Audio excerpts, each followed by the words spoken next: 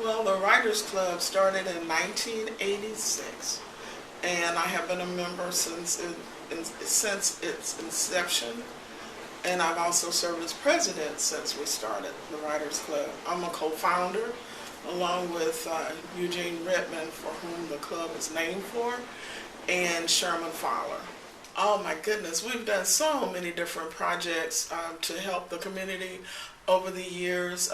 In the 90s, we had a fundraiser because of the flooding in East St. Louis, and so we got a lot of poets together and raised money to help the flood victims.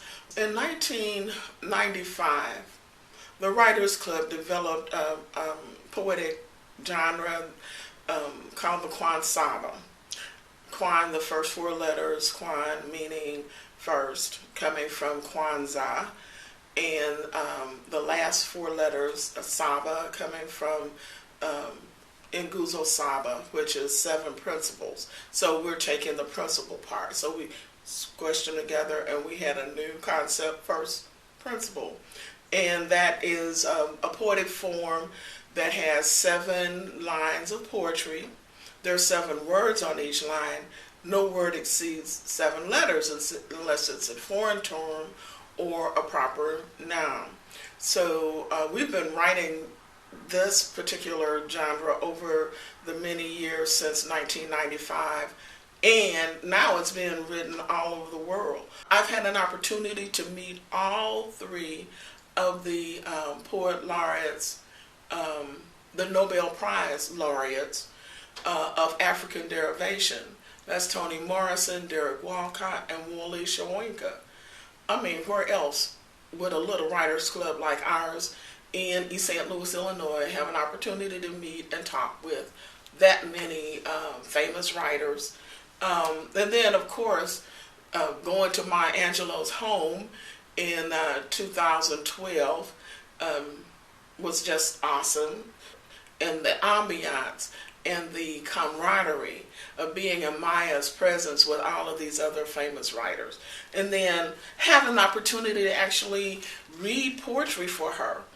And at the end of the day, to have her say that, Jay Willis and Charlotte Lumpkin and Eugene Redmond, we were all there representing the Eugene B. Redmond Writers Club, that we're serious poets. And that, to me, was a high honor coming from her. It has been healing. It's been cathartic for people. And a lot of young people are encouraged to write because this gives them an avenue to really examine what they are thinking about or what their goals or challenges are without having to verbalize them to other people. We always are tapping into what is now, because what is happening now is also what is going to be the history. We've also just finished a program in last October when we did our Break World with the World program, looking at the Planet Ferguson. And we called it Planet Ferguson because what was happening in Ferguson was in fact impacting not only the St. Louis region or the bi-state region, it was impacting the whole United States when you look back at what happened with Trayvon Martin and some of the other young men who have lost their lives in similar circumstances.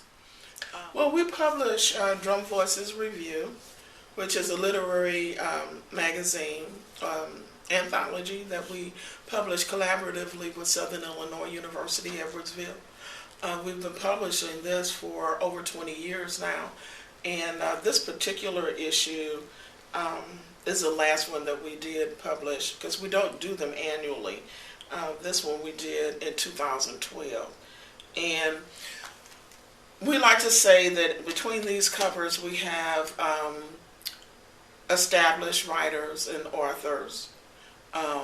We have novice, and we combine them all, and we have an Afrocentric core that's wrapped in a multicultural cover.